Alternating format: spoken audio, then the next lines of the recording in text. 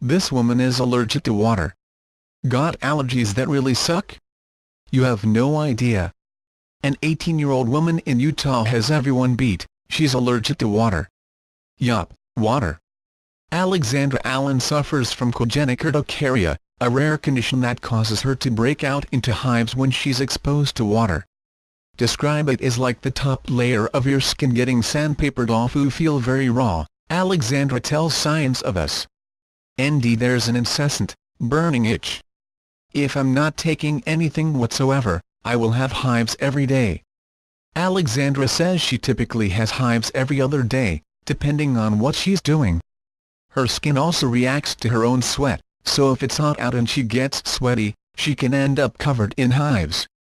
Try so hard not to be awkward, and sometimes I'll be in a social situation in pain and itching, but I care more about how the hives look, so I focus on trying to cover them up, she says.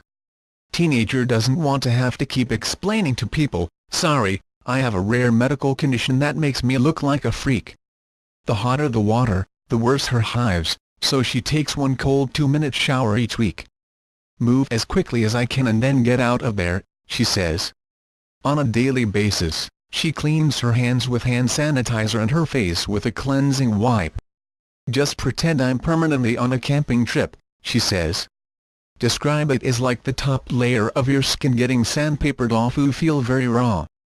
Alexandra drinks water but says it's possible it can impact her throat, as well.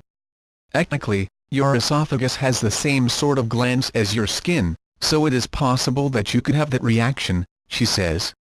I'm constantly dehydrated because I don't want to drink too much water and cause problems.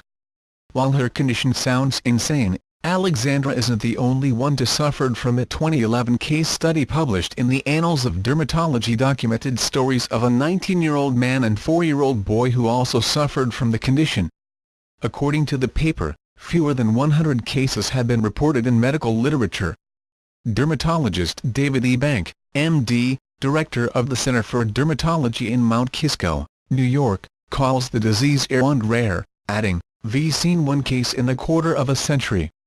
The idea of being truly allergic to water seems almost inconceivable, and yet it happens, he says. While there's no cure, Bank says doctors simply try to treat the symptoms. They typically start with over-the-counter antihistamines like Claritin or Zyrtec and see if that helps diminish, block, or blunt some of the intensity of the reaction.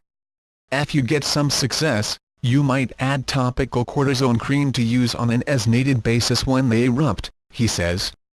If it's more severe than that, Banks says doctors may try more potent anti-inflammatories, like immune suppressors.